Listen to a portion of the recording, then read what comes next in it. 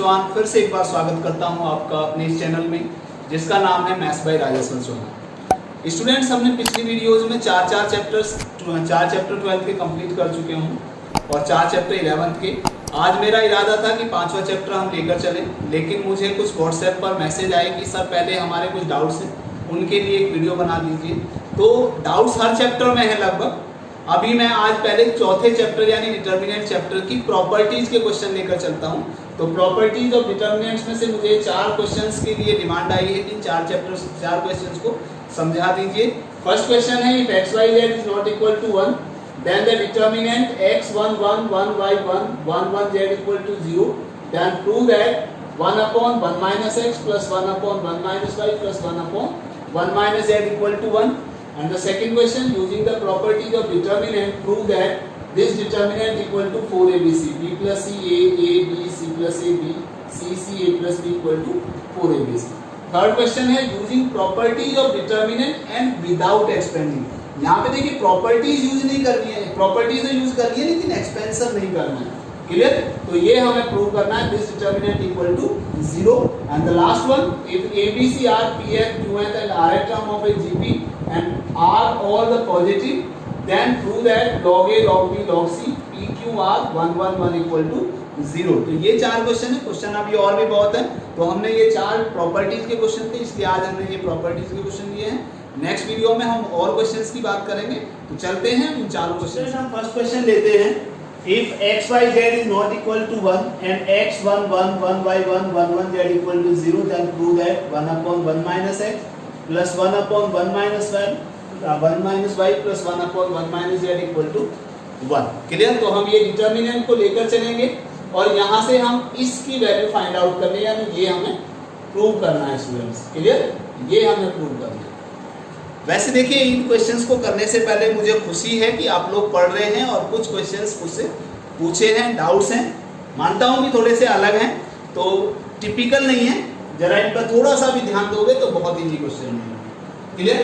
तो पहले हम लेते हैं इसको यूजिंग प्रॉपर्टी लगाइए। अब देखिए यहाँ पे आपको 1 minus x 1 minus Y 1 minus z है, तो मैंने आपको बताया था कि कोई सी भी एक रो या एक कॉलम को फिक्स करके बाकी 2 प्रॉपर्टी आप लगा सकते हो। तो यूजिंग R2 को चेंज कर लेते हैं हम, कितना R2 माइनस R1 और R3 को चेंज कर लेते हैं R3 माइनस R1। तो कितना आएगा स्टूडेंट? ये आ जाएगा कितना x 1 1, ये तो फिक्स हो गया। 1 minus x y minus 1 1 minus 1 0 हो गया। 1 माइनस एक्स 1 माइनस 1 0 और z minus 1 equal to 0। Clear? अब देखिए यहां से क्या कर रहे हैं हम, कॉमन ले लें। कितना? Taking common. अब कॉमन कितना लें? 1 माइनस एक्स पहले में से, 1 माइनस वाई दूसरे में से, 1 माइनस जेड तीसरे में से। तो common 1 minus x 1 minus y and 1 minus z from कौन कौन से लें? C1 C2 and C3 respectively. आपको ये पता है कि हम इसको क्यों लिखते हैं स्टूडेंट? रिस्पेक्टिवली का मतलब होता है कि 1 माइनस एक्स C1 में से लिया, 1 माइनस वाई C2 में से लिया और 1 माइनस जेड C3 में से लिया है। क्लियर? तो ये आ जाएगा कितना? 1 माइनस एक्स 1 माइनस वाई और 1 माइनस जेड। तो कितना आ गया यहाँ पे? ये आ गया x upon x minus 1, sorry 1 minus x.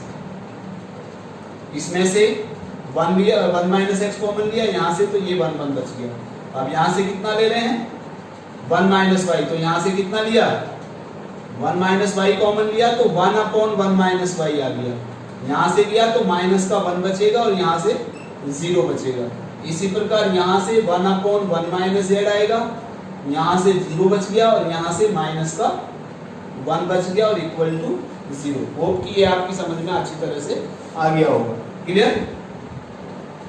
अब हम लेते हैं, यहाँ से कॉमन ले लिया। जरा ध्यान से देखिए, अगर मैं C1 को चेंज कर दूं C1 plus C2 plus C3, तो 1 माइनस 1 यहाँ 0 आ जाएगा, 1 माइनस 1 यहाँ 0 आ जाएगा। क्लियर? तो ये आ गया using C1 change to C1 plus C2 plus C3। तो बाहर वो तो है ही 1 minus x 1 minus Y 1 minus Z into कितना, ये आया कॉमन में x upon 1 minus x plus 1 upon 1 minus Y plus 1 upon 1 minus z, ये प्लस ये, क्लियर। और ये प्लस तीनों करेंगे तो 1 माइनस 1 और 0 तो 0 आ गया, यहाँ 0 आ गया, तो ये दोनों हो गए हमारे 0। तो बाकी दोनों कॉलम को हमने एज इट इज लिख दिया, क्लियर। अब ये आ गया हमारा 1 minus x 1 minus Y 1 minus Z, और यहां लिख सकते हो स्टूडेंट टेकिंग, कॉमन ले लें हम इसमें से, टेकिंग इस कॉलम से कॉमन ले लेते हैं x upon 1 minus x plus 1 upon 1 minus Y 1 upon 1 minus Z common from C1। तो ये आ गया आपका कितना 1 minus x 1 minus Y 1 minus Z और x upon 1 minus x plus Y upon 1 minus Y plus और plus 1 upon 1 minus Z into कितना बच गया यहाँ से 1 0 0 1 अपॉन 1 माइनस वाई माइनस 1 0 और 1 अपॉन 1 माइनस जेड 0 और माइनस 1। अब इसको हम अगर फर्स्ट कॉलम के अलोंग एक्सपेंड कर दें तो ये कैंसिल तो 1 बच जाएगा सिर्फ आपका। तो ये आ गया स्टूडेंट, लिख सकते हो आप एक्सपेंडिंग अलोंग किसके C1। तो ये आ गया 1 minus x 1 minus Y 1 minus Z into x upon 1 minus x 1 upon 1 minus Y plus 1 upon 1 minus Z और इंटू कितना आएगा 1 इंटू ये कैंसिल, तो ये आ गया 1 माइनस 0 और इक्वल टू में 0 चलेगा, क्लियर। तो अब जरा ध्यान से देखिए स्टूडेंट, स्टार्टिंग में ही आपका लिखा हुआ है कि x, y, z are not equal to 1, तो it means 1 minus x 1 minus Y 1 minus 1 minus z is not equal to 0। अगर x, y, z की वैल्यू 1 नहीं है तो 1 माइनस एक्स 1 माइनस वाई और 1 माइनस जेड 0 नहीं होगा। तो we can divide by this one, दोनों तरफ इससे हम डिवाइड कर देते हैं, तो हमारा सिर्फ बचेगा अब आपका x upon 1 minus x plus 1 upon 1 minus Y plus 1 upon 1 minus z equal to कितना 0, क्लियर। यहाँ तक कोई दिक्कत है आप लोगों को? नहीं। अब देखिए हमारी वैल्यू जो थी 1 upon 1 minus x 1 upon 1 minus Y 1 upon 1 minus z, तो ये तो हमारे दोनों आ गए, लेकिन ये नहीं आया, हमारा x आ रहा है, वहां पे 1 आना चाहिए। तो अगर मैं दोनों तरफ एडिंग 1 ऑन बोथ साइड्स, अगर हम दोनों तरफ 1 ऐड करते हैं तो ये आएगा x upon 1 minus x plus 1 plus 1 upon 1 minus Y plus 1 upon 1 minus z equal to 0 plus 1 1 हो गया। अब इसका एलसीएम हम इतने का ले लें बस खाली, तो कितना आएगा 1 माइनस एक्स और ये आएगा x plus 1 minus x plus 1 minus x और ये बाकी है it is 1 minus Y plus 1 upon 1 minus z equal to 1। तो यहाँ से x से x कैंसिल हो गया, कितना बच गया, बस वही बच गया हमारा जो होना चाहिए 1 upon 1 minus x plus 1 upon 1 minus Y plus 1 upon 1 minus Z, clear. In question है हमारा prove that the determinant b plus C a b c plus a b c a plus b is equal to 4abc, clear. तो हम determinant की value को ले लेते हैं और इसको सॉल्व करते करते हमें 4abc तक पहुंचना है by using properties of determinant, clear. Now using देखिए b प्लस सी है b c है a c c यानी डबल डबल हो जाएगा, तो हम यूज कर लेते हैं r1 change to r1 plus r2 plus r3। अब देखिए हम c1 चेंज नहीं कर सकते, ये इस तरह से यूज नहीं कर सकते क्योंकि यहाँ पे 2a हो जाएगा, b और c एक एक रहेगा, यहाँ पे 2b हो जाएगा, c और a एक रहेगा, यहाँ पे c2 हो जाएंगे, a और b एक एक रहेंगे। तो इसके मतलब हम केवल रो को यूज कर सकते हैं, क्लियर।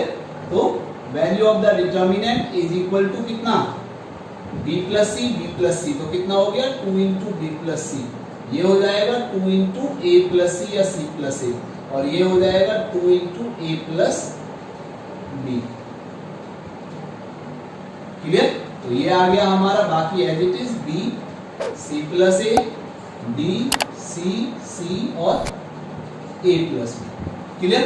नाउ टेकिंग, अब देखिए फर्स्ट रो में सभी में 2 2 2 आ रहा है, तो टेकिंग 2 कॉमन फ्रॉम R1 कितना आएगा 2 into B plus C, A plus C, A plus B, B C plus A, B C C और ए प्लस बी। क्लियर? अब देखिए स्टूडेंट जरा ध्यान से कि अगर हम सपोज करो या तो R1 में से R2 को माइनस कर दें तो यहाँ 0 आ जाएगा, और अगर हम C1 में से C2 को चेंज माइनस कर दें तो एक जगह यहाँ 0 आ जाएगा। तो कोई से भी एक को आप 0 बना लीजिए, तो क्या लिखो यूजिंग, इसको 0 बना ले, इसी को 0 बना लेते हैं हम। ठीक है, तो using R1 change to R1 minus R2। Clear?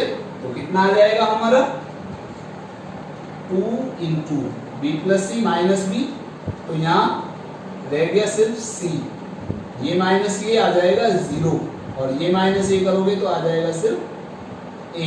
Clear? और बाकी दोनों को एज इट इज लिख दीजिए, तो B C plus a, C C और बी और ए प्लस बी। क्लियर? और अभी अगर चाहो तो आप यहाँ एक 0 बना सकते हो, यानी C1 को चेंज कर दीजिए C1 माइनस C2, लेकिन अगर C1 माइनस C2 करोगे तो यहाँ तो 0 बन जाएगा, यहाँ तो लेंदी वैल्यू आ जाएगी। क्लियर? तो वो आप यहाँ से भी एक्सपेंड कर सकते हो, आपके ऊपर डिपेंड करता है।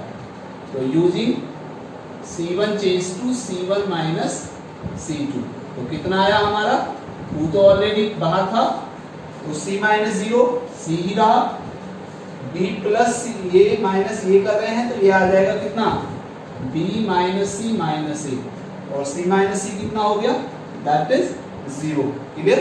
बाकी दोनों को एज इट इज लिख दीजिए, तो कितना आएगा 0 C plus a, c a b और ए प्लस बी, ए बी और ए प्लस।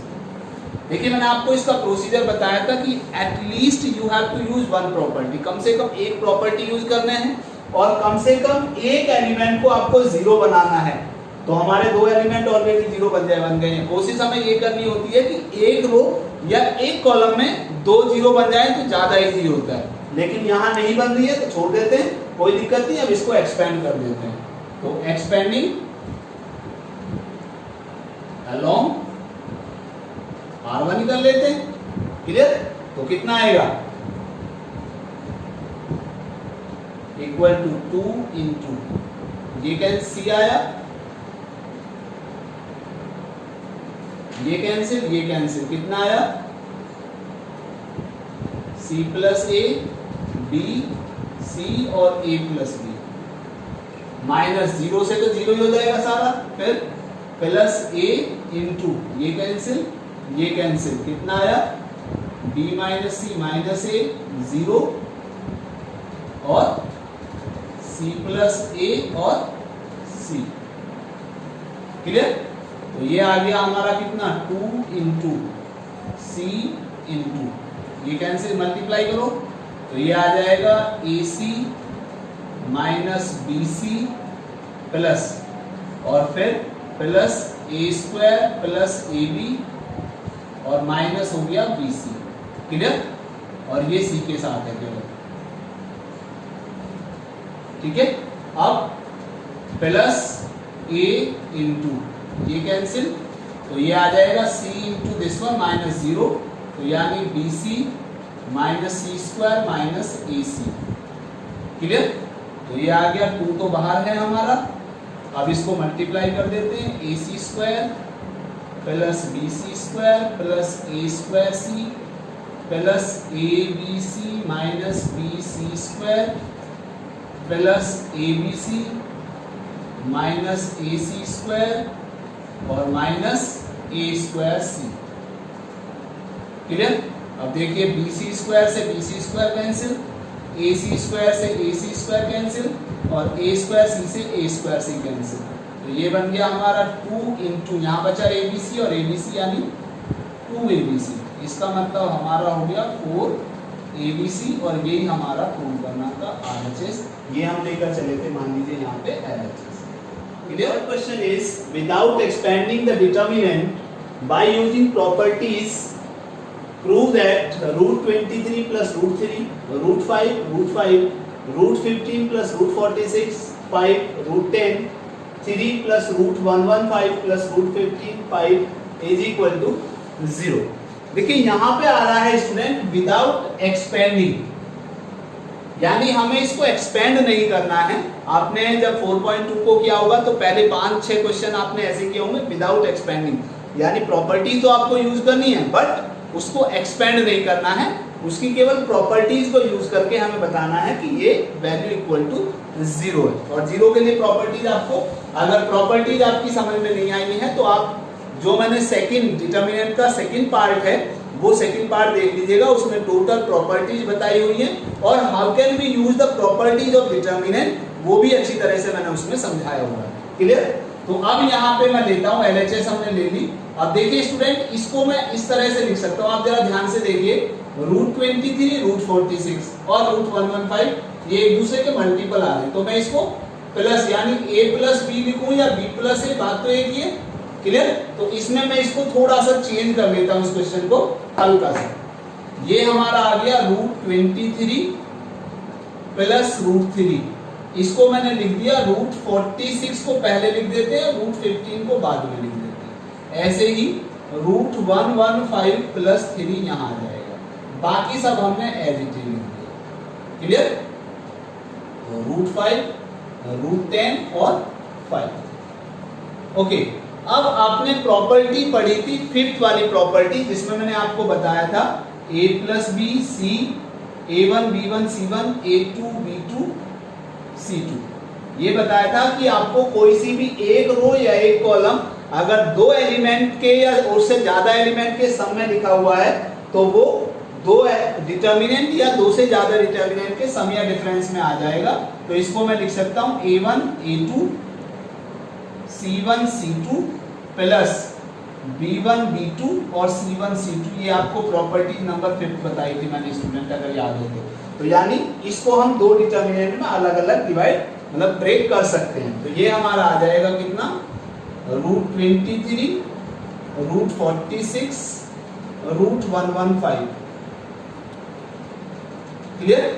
और ये छोड़ दिया हमने, फिर आया हमारा रूट 5 और रूट 15, फिर रूट 5 रूट 10 और 5 प्लस अब जो हमारी सेकंड एलिमेंट था वो हम लिख देते हैं इसमें रूट 3 रूट 15 और 3, बाकी दोनों कॉलम एज इट इज आएंगे। रूट 5 रूट 15 रूट 5 रूट 10 और 5। क्लियर? ओके, अब देखिए यहाँ पे रूट 23 रूट 46 को क्या लिख सकता हूं मैं, रूट 46 को लिख सकता हूं रूट 23 इंटू रूट 2 और रूट 115 को लिख सकते हैं रूट 23 इंटू रूट 5, 23 पंजे 115। क्लियर? तो हम यहाँ पे ले लेते हैं taking root 23 common from C1 in first determinant, delta 1 लिख सकते हो या फिर इसको फर्स्ट डिटर्मिनेंट लिख सकते हो। अब जरा यहां से देखिए, इसमें रूट 3 कॉमन आ सकता है, रूट 3। क्लियर? तो यहां से हमने किस में लिखा इसको, C1 में से लिखा और यहाँ पे C1 में से ही लिखा है। तो in first determinant and root 3 from C1 in second determinant. Clear?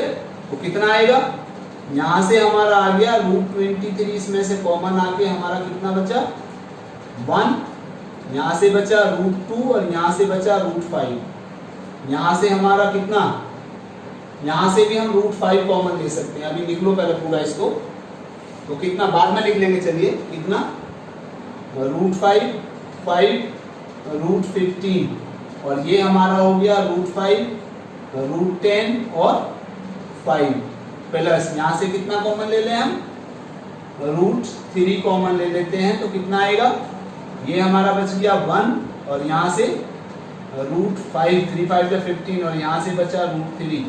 इसी प्रकार यहाँ से हमारा रूट 5, 5 और रूट 15 और फिर से रूट 5, रूट 10 और 5। क्लियर, ये समझ में आ गया यहाँ तक। अब जरा देखिए ध्यान से, इसमें से फिर से हम रूट 5 कॉमन ले सकते हैं, यहाँ से रूट 5 कॉमन आ जाएगा। इसी प्रकार यहाँ से रूट 5 कॉमन आ जाएगा, यहाँ से रूट 5 कॉमन आ जाएगा। क्लियर, ठीक है। तो कितना आया हमारा, फिर से अगेन टेकिंग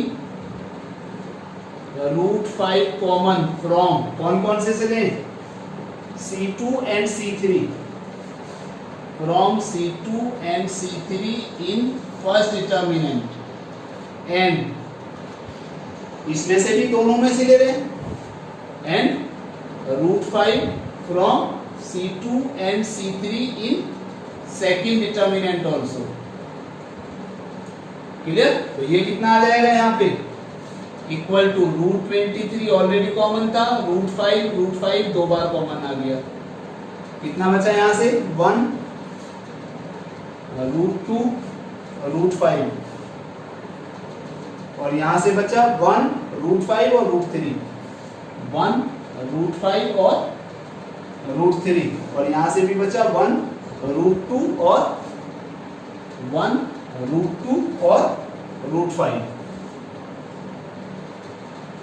प्लस सेकंड में हमने रूट 3 कॉमन ऑलरेडी था, रूट 5 और रूट 5 दो जगह कॉमन ले लिया। क्या बचा हमारा, 1 रूट 5 रूट 3 तो एज इट इज है, और यहां से हमारा 1 रूट 5 और रूट 3 और यहां से बचा 1 रूट 2, 1 रूट 2 और रूट 5। क्लियर, अब जरा देखिए ध्यान से, यहां से हमने लिखा कितना, ये हो जाएगा 5 रूट 23 और यहां से हमारा देखिए जरा ध्यान से 1 रूट 2 रूट 5, 1 रूट 2 रूट 5 तो कितना हो जाएगा ये 0, क्योंकि दो कॉलम आइडेंटिकल हैं। इसी प्रकार प्लस ये भी हो गया 5 रूट 3 इंटू, यहाँ पे देखिए जरा 1 रूट 5 रूट 3, 1 रूट 5 रूट 3, इसमें C1 और C2 आइडेंटिकल हैं। प्रॉपर्टीज कौन सी है ये, थर्ड प्रॉपर्टी, जिसमें R1 is identical to RJ या C1 is identical to CJ, then value of the determinant will be 0। तो ये हो जाएगा 0 प्लस 0 इज इक्वल टू 0 और इक्वल टू हमें यही आपको प्रूव करना था, equal to R। Last question is if ABC are Pth, Qth and Rth term of a GP and are all positive values, then prove that log A, log B, log C, P, Q, R and 1 1 1 is equal to 0। तो we have to take the LHS, हमने LHS ली, यहाँ पे हम use कर लेते हैं using R2 change to R2 minus R1 और R3 change to R3 minus R1। तो कितना आ जाएगा स्टूडेंट, यहाँ से log A फिक्स हो गया, P एज इट इज और 1, ये हो जाएगा log B minus log A। और एक प्रॉपर्टी आपने पढ़ी थी log B minus log A equal to ये हो जाएगा log B upon A। Clear, या अगर A माइनस B है तो log A अपॉन B आ जाएगा। तो इसको हम लिख सकते हैं कितना, log B अपॉन A और सिमिलरली ये हो जाएगा log C upon A। Clear, और ये हो जाएगा कितना, A माइनस A कर रहे हैं तो Q माइनस P और R minus P, 1 minus 1 0, 1 minus 1 0। Clear, now अब यहां से थोड़ा सा हम इसको लेकर चलते हैं।